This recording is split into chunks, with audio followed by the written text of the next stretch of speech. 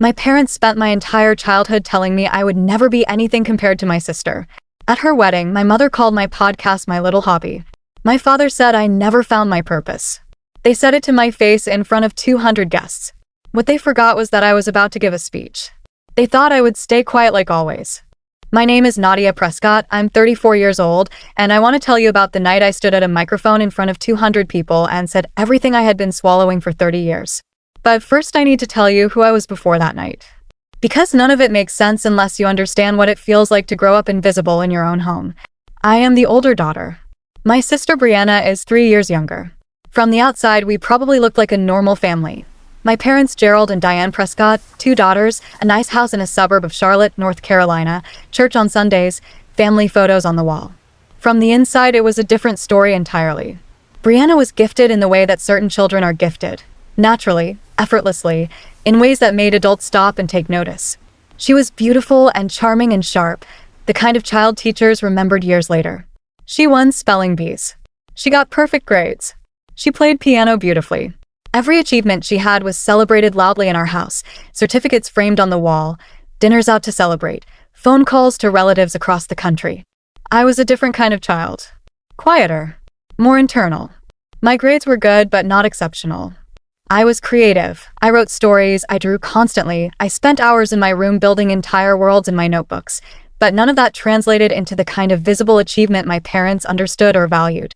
So gradually, without anyone ever saying it directly, a belief settled into the foundation of our family like concrete hardening. Brianna was the one who was going somewhere. And I was just there. My mother said it out loud for the first time when I was 12. I had shown her a short story I had written, something I was proud of, and she had glanced at it and said, "It's nice, honey, but you should focus on your grades like your sister if you want to have a real future." I went back to my room and didn't show her anything I wrote again. My father said it differently. He said it through absence, through the way he lit up when Brianna walked into a room and settled into a kind of polite tolerance when I did.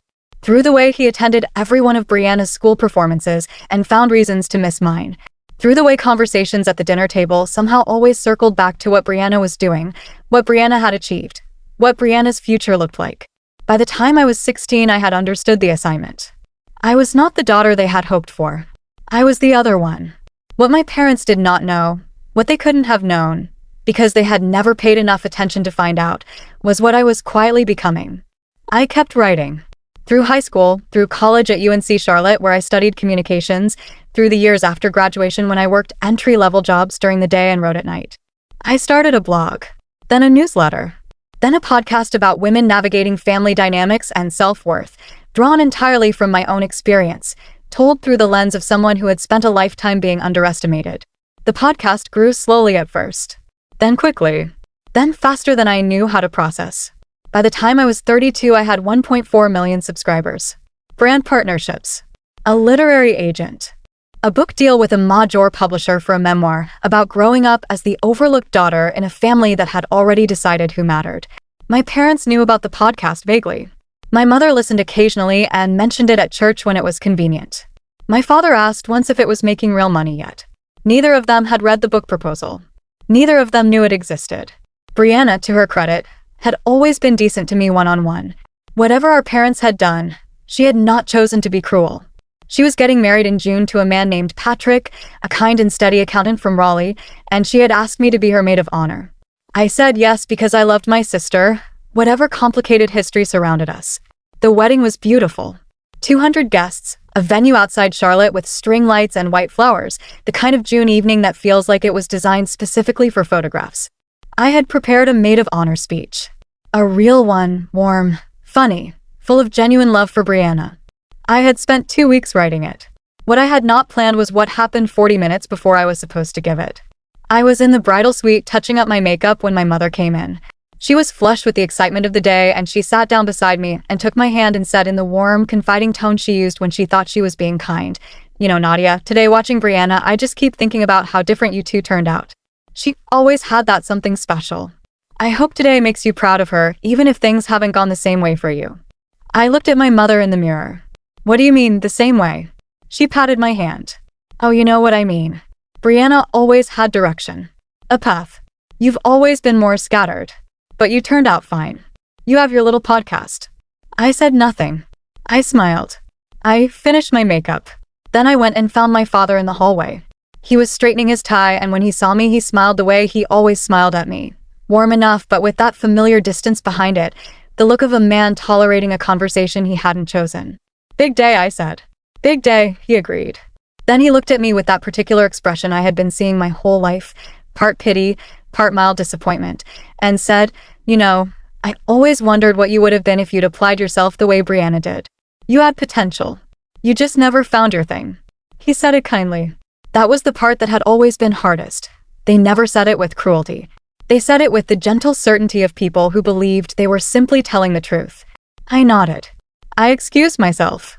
I walked back to the bridal suite and I sat for 5 minutes with my hands in my lap. Then I took out my phone and I rewrote the last 2 paragraphs of my speech. The ceremony was everything Brianna had dreamed of. Patrick cried when she walked down the aisle. I held her bouquet and thought about my parents sitting in the front row, and I felt something settle quietly in my chest. Not anger, not bitterness, just a clear, calm certainty about what I was going to do.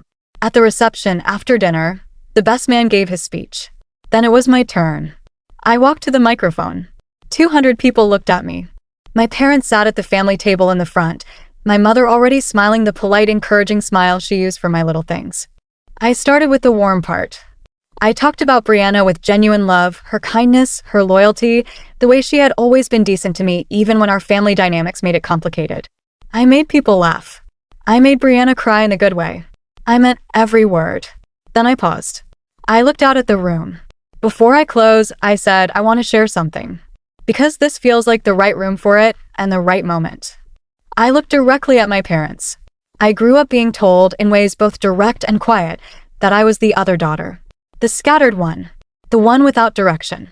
The one who hadn't found her thing. I smiled. My mother told me that again tonight, actually about an hour ago. My father told me I had potential I never lived up to. They meant it kindly. They always mean it kindly. The room was very still. What they don't know, because I never told them, because somewhere along the way I stopped sharing things with people who had already decided what I was, is that my podcast has 1.4 million listeners. That I signed a book deal 8 months ago with one of the largest publishers in the country. That the book, which comes out in the fall, is a memoir. About growing up as the daughter your family overlooked. I paused. Mom did. I dedicated it to Brianna. Because she was always kind to me. But I wrote it because of you. And I want you to know, I found my thing. I raised my glass toward Brianna and Patrick. To the bride and groom. May you build a home where everyone in it knows they are seen. The room erupted. Brianna was crying and laughing at the same time. Patrick was on his feet. 200 people were clapping, and I stood at that microphone completely calm, completely clear, completely free in a way I had been working toward for 34 years. My mother did not speak to me for the rest of the evening. My father found me near the end of the night, when the dancing had started and the lights were low, and he stood beside me for a moment without saying anything. Then he said quietly, I didn't know. I know you didn't, I said. That's the whole story, Dad. I hugged him briefly. Then I went back to the dance floor and danced with my sister until midnight. The book came out 4 months later. It debuted at number 4 on the New York Times bestseller list. My parents bought 12 copies. My mother called to tell me she was proud of me. I told her thank you. And I meant it. But I also knew something she didn't. That her pride, arriving now, after the world had confirmed what she couldn't see herself, was a different thing entirely from the pride I had needed when I was 12 years old showing her a story in a notebook. Some things arrive too late to be what they were supposed to be. But some stories find their ending anyway. Thanks for watching. Don't forget to like, share, and subscribe for more stories. Thank you.